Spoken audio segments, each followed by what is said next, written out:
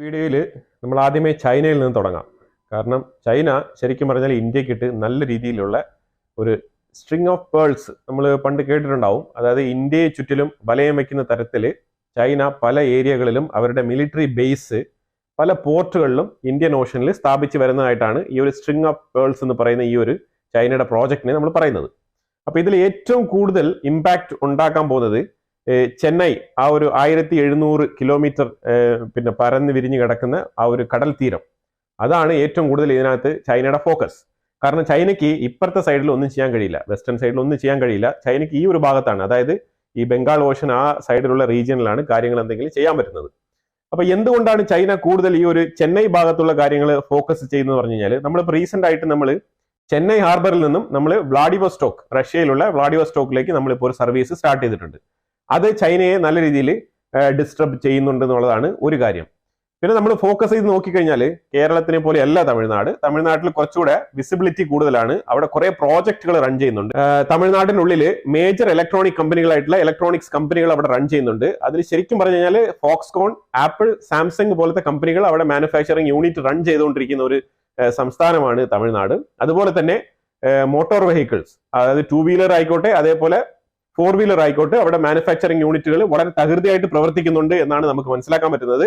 അത് കൂടാതെ ചെന്നൈ പോർട്ട് എന്ന് പറഞ്ഞാൽ ഇന്ത്യയിൽ തന്നെ നമ്പർ 3 ഏറ്റവും ലാർജസ്റ്റ് ആയിട്ടുള്ള നമ്പർ 3 എക്സ്പോർട്ട് ഇമ്പോർട്ട് നടക്കുന്ന ഒരു പോർട്ടാണ് ചെന്നൈ പോർട്ട് എന്ന് പറയുന്നത്. അപ്പൊ ഇതെല്ലാം അവിടെ ചൈനയെ വളരെ നല്ല രീതിയിൽ തന്നെ ഡിസ്റ്റർബ് ചെയ്യുന്നുണ്ട്. നമ്മളിപ്പോ ഈ സ്ട്രിങ് ഓഫ് പേൾസ് പറയാനുള്ള കാരണം എന്ന് പറഞ്ഞാൽ, ഇത് പാകിസ്ഥാനിലെ ഗൗഡാർ പോർട്ട്, അതുപോലെ തന്നെ ജിബോട്ടിയിൽ ഒരു പോർട്ട് അവർ റൺ ചെയ്യുന്നുണ്ട്, അവിടെയും അവർക്ക് മിലിറ്ററി പ്രസൻസ് ഉള്ളതാണ്. അതുപോലെ ഹമ്പൻതോട്ട എന്ന് പറഞ്ഞാൽ ശ്രീലങ്ക, സൗത്ത് ഇന്ത്യയിൽ ഏറ്റവും നിർണായകമായിട്ടുള്ള ഒരു പോർട്ടാണ് അവർ അത് 99 വർഷത്തേക്ക് പാട്ടത്തിനെടുത്ത് നടത്തിക്കൊണ്ടിരിക്കുന്നത്. ഏതാണ്ട് തുച്ഛമായ പൈസ 1 ബില്യൺ എങ്ങാണ്ട് കൊടുക്കാൻ പൈസ ഇല്ലാഞ്ഞിട്ടാണ് ശ്രീലങ്ക ഒരു പോർട്ട് ചൈനയ്ക്ക് എഴുതി കൊടുക്കേണ്ട അവസ്ഥ ഉണ്ടായത്. പക്ഷെ എന്തായാലും അത് വേറെ കഥ, അത് നടന്ന്. ഇനിയിപ്പോ നമുക്കൊന്നും പറയാനില്ല. നമ്മൾ അതിനെ കൗണ്ടർ ചെയ്യാൻ വേണ്ടിയിട്ടാണ് കൊളംബോ പോർട്ടിൽ നമ്മൾ ഒരു ലീസ് വെച്ച് മുന്നോട്ട് കൊണ്ടുപോയിക്കൊണ്ടിരിക്കുന്നത്. പക്ഷേ അത് എന്ത് തന്നെ പറഞ്ഞാലും ചൈനയുടെ പ്രസൻസ് എന്നുള്ളത് ശ്രീലങ്കയിൽ അത് ഇന്ത്യക്ക് ഒരു ഡിസ്റ്റർബൻസ് തന്നെയാണ്.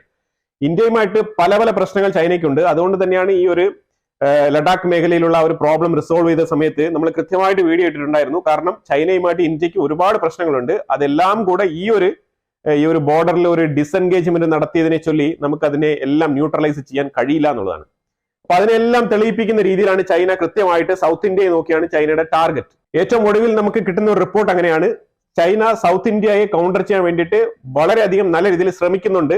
അവർ ഒരുപാട് ഈ ഒരു ഫ്ലീറ്റ്, അവരുടെ പടക്കപ്പലുകളെ ഇറക്കി വിടുന്നുണ്ട്, അതായത് ഇന്ത്യൻ ഓഷന്റെ ഭാഗത്തോട്ട്.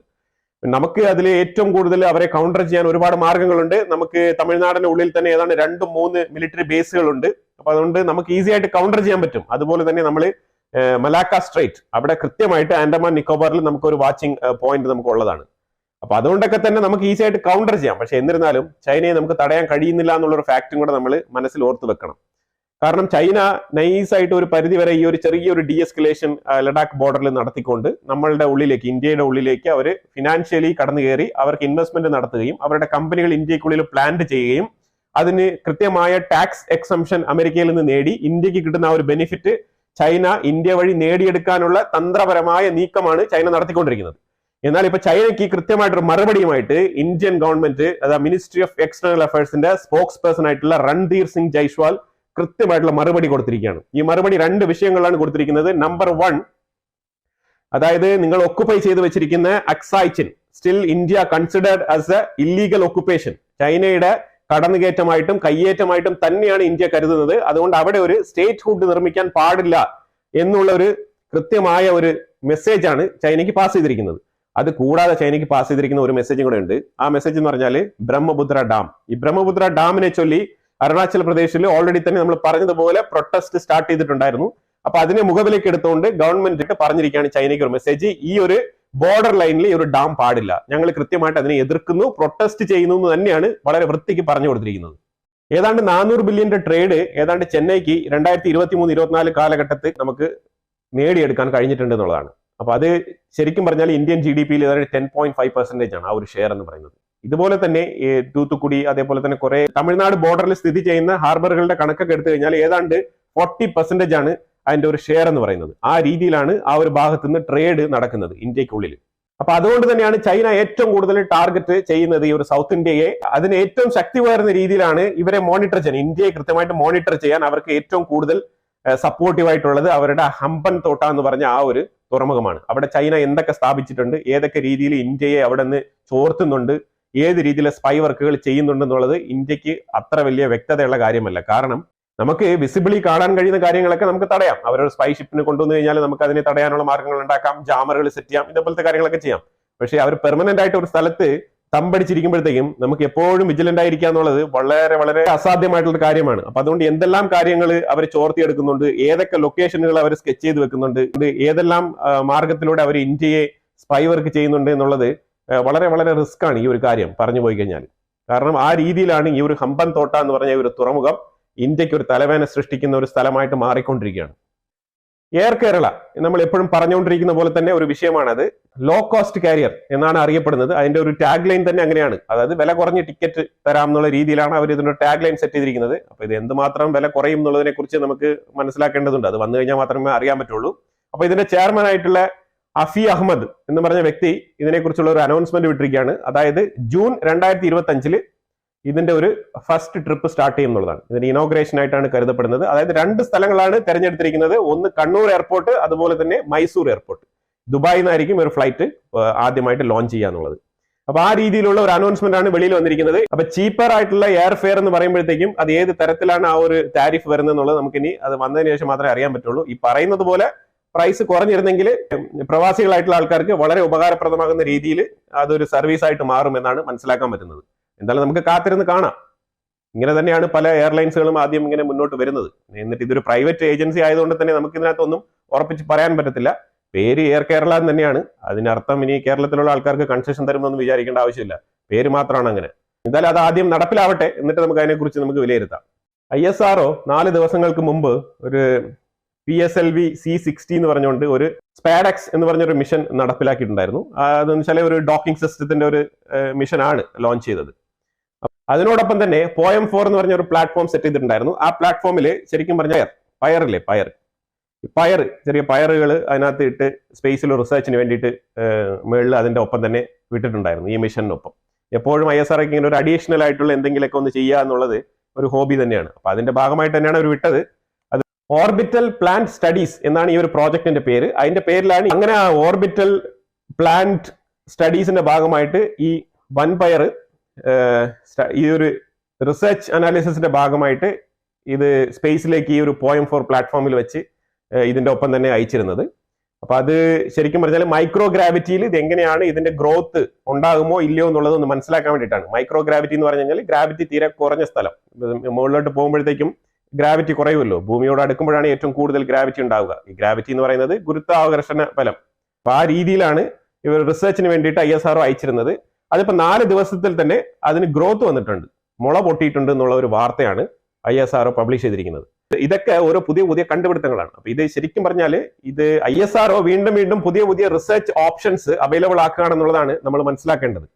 കൊമേഴ്ഷ്യൽ മിനിസ്റ്റർ പീയൂഷ് ഗോയൽ പറഞ്ഞിരിക്കുന്നത് നമ്മൾ ചരിത്രത്തിൽ ആദ്യമായിട്ട് ഏതാണ്ട് 800 ബില്യന്റെ ട്രേഡ് എക്സ്പോർട്ട് ചെയ്തിട്ടുണ്ടെന്നുള്ളതാണ്. 800 ബില്യൺ.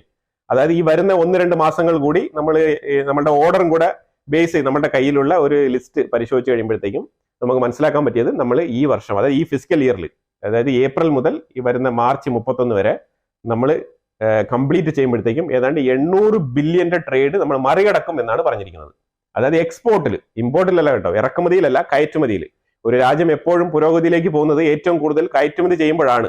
അപ്പൊ നമ്മൾ കയറ്റുമതിയുടെ കാര്യമാണ് ഇവിടെ പറയുന്നത്. ഏതാണ്ട് 800 ബില്യൺ മറികടക്കും എന്നാണ് പറയുന്നത് ഈ കഴിഞ്ഞ ഫിസിക്കൽ ഇയറിലെ എക്സ്പോർട്ട്.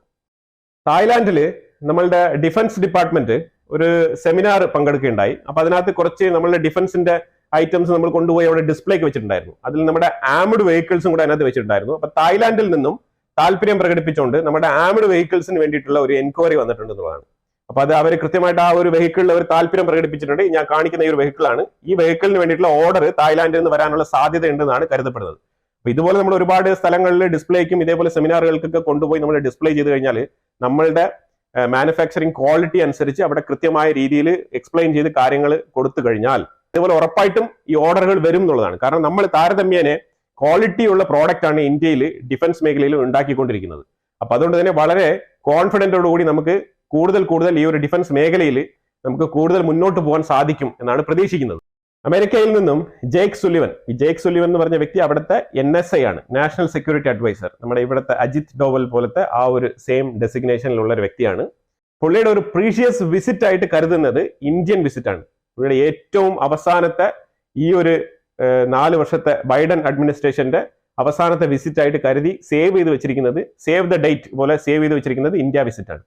അപ്പൊ ഇന്ത്യയിലേക്ക് ജനുവരി 5-6 ദിവസങ്ങളിൽ ഇന്ത്യ സന്ദർശിക്കാനാണ് തീരുമാനം. ഇന്ത്യ സന്ദർശിക്കുന്നതിനോടൊപ്പം പുള്ളി അജിത് ഡോവൽ അതേപോലെ S Jaishankar, ministry of external അഫയേഴ്സിന്റെ S ജയശങ്കറുമായിട്ടാണ്, ഇവർ രണ്ടുപേരുമായിട്ടാണ് കൂടിക്കാഴ്ച നടത്തുന്നത്. ഏറ്റവും പ്രാധാന്യം നൽകുന്ന 3 വിഷയങ്ങളാണ് ഡിസ്കഷനിൽ ഉൾപ്പെടുത്തിയിരിക്കുന്നത്. അതിലൊന്ന് ഡിഫൻസ് മേഖലയിലുള്ള കോർപ്പറേഷൻ, അതുപോലെ തന്നെ സ്പേസ് മേഖലയിലുള്ള കോർപ്പറേഷൻ. ഈ സ്പേസ് മേഖല അമേരിക്കയ്ക്ക് വളരെ വളരെ ഇമ്പോർട്ടന്റ് ആണ്. കാരണം ഈ വളർന്നു വരുന്ന ഈ നാസയുടെ എക്സ്പെൻസസ്, അതായത് അമേരിക്കയെ ഞെട്ടിപ്പിച്ച ഒരു സ്ഥാപനമാണ് ISRO. ആ രീതിയിൽ പൈസ ചെലവ് കുറച്ചുകൊണ്ടാണ് ഓരോ സ്പേസ് പ്രോഗ്രാമും ISRO നടപ്പിലാക്കുന്നത്. ഇത് കണ്ട് ഞെട്ടി കണ്ണും തള്ളിയിരിക്കുന്ന ഒരു അമേരിക്കയാണ് അവിടെ ഉള്ളത്. അപ്പൊ അവർക്കാണെങ്കിൽ അവരുടെ പാർട്ട്നേഴ്സ് ആയിട്ടുള്ള അവരിപ്പോ എല്ലാം പ്രൈവറ്റൈസേഷൻ കൊടുത്തിട്ടാണ് ചെയ്യുന്നത്. എലോൺ മസ്കിന്റെ രീതിയിലുള്ള സ്പേസ് എക്സ് ആയിക്കോട്ടെ, അതേപോലെ തന്നെ ഈ ബോയിങ് ആയിക്കോട്ടെ, ഇങ്ങനെ പ്രൈവറ്റ് ആയിട്ട് കൊടുത്തിട്ടാണ് ഇപ്പൊ നാസ പല പരിപാടികളും ചെയ്തുകൊണ്ടിരിക്കുന്നത്.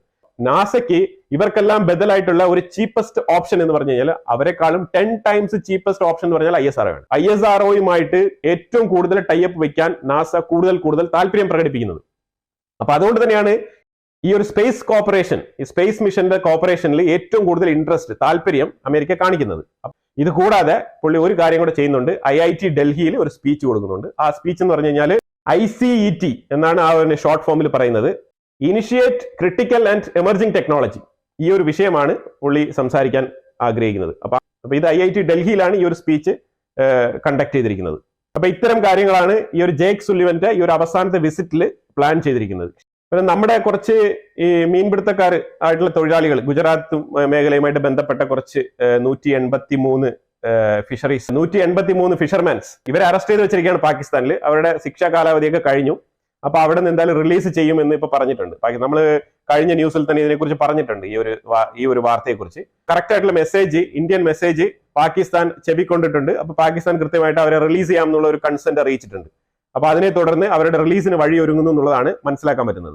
പിന്നെ ഒരാഴ്ച കൊണ്ട് തന്നെ ഒരു വാർത്ത ഇങ്ങനെ കിടന്ന് കറങ്ങുന്നുണ്ട്. പലരും പല രീതിയിലുള്ള അഭിപ്രായങ്ങളാണ് പറയുന്നത്. അപ്പൊ ഞാനത് കൃത്യമായിട്ട് ഒബ്സർവ് ചെയ്ത് നമ്മളത് വളരെ നീറ്റായിട്ട് തന്നെ മോണിറ്റർ ചെയ്തുകൊണ്ടിരിക്കുമായിരുന്നു, ഈ വാർത്തയുടെ ഒരു സത്യാവസ്ഥ എന്താണെന്ന് അറിയാൻ വേണ്ടിയിട്ട്. അപ്പൊ നമുക്കിപ്പോ മനസ്സിലാക്കാൻ പറ്റിയത് എന്ത് വാർത്തയാണെന്ന് പറഞ്ഞു കഴിഞ്ഞാൽ, ഈ മാൽഡീവ്സിൽ മൊയ്സൂനെ താഴെ ഇറക്കാൻ വേണ്ടിയിട്ട് ഇന്ത്യ ഒരു പ്ലോട്ട് ഇട്ടിട്ടുണ്ടായിരുന്നു എന്നുള്ളതിനെ കുറിച്ച് വാഷിംഗ്ടൺ പോസ്റ്റിൽ വന്ന ഒരു വാർത്തയെ കുറിച്ചാണ് പറയുന്നത്. അപ്പൊ ഇന്ത്യ അതിനെ ഡിനൈ ചെയ്തിരിക്കുകയാണ്. ഇന്ത്യക്ക് അതിന് കേപ്പബിലിറ്റി ഉണ്ടോ ഇല്ലയോ എന്നുള്ളത് അവിടെ ഒരു ചോദ്യചിഹ്നമേ അല്ല.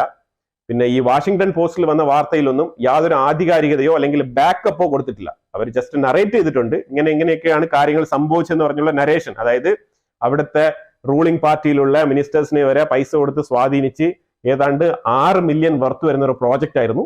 ആ പ്രോജക്റ്റ് അവരുടെ ഓപ്പോസിറ്റ് ലീഡർ ആയിട്ടുള്ള ആളിനെ കൊണ്ട് നടപ്പാക്കാനാണ് തീരുമാനിച്ചിരുന്നത്. ആ രീതിയിലുള്ള ഒരു സ്റ്റോറി ആയിട്ടാണ് അത് നറേറ്റ് ചെയ്ത് എഴുതിയിരിക്കുന്നത്. പക്ഷെ ഇതിനെ ചൊല്ലി രണ്ടുപേരും, അതായത് മാൽഡീവ്സിന്റെ ഓപ്പോസിറ്റ് ലീഡർ ആയിട്ടുള്ള വ്യക്തിയും ഇങ്ങനെ ഒരു പ്രവൃത്തി ഇന്ത്യ ഒരിക്കലും ചെയ്യത്തില്ല. കാരണം ഇതേ പ്രവൃത്തി നമ്മൾ ഈ ഒരു ഭരിക്കുന്ന സമയത്തും ഇന്ത്യക്ക് വേണമെങ്കിൽ ഓപ്പോസിറ്റ് ആൾക്കാരെ വെച്ച് ചെയ്യാമല്ലോ. അപ്പൊ അതുകൊണ്ട് അങ്ങനത്തെ പ്രവൃത്തി ഒരിക്കലും ഇന്ത്യ ചെയ്തിട്ടില്ല എന്നുള്ളത് മാൽഡീവ്സിന്റെ ഓപ്പോസിറ്റ് ലീഡർ ഡിനൈ ചെയ്തിട്ടുണ്ട്. അത് കൂടാതെ ഇന്ത്യൻ ഗവൺമെന്റും ഇതിനെ ഡിനൈ ചെയ്തിട്ടുണ്ട്.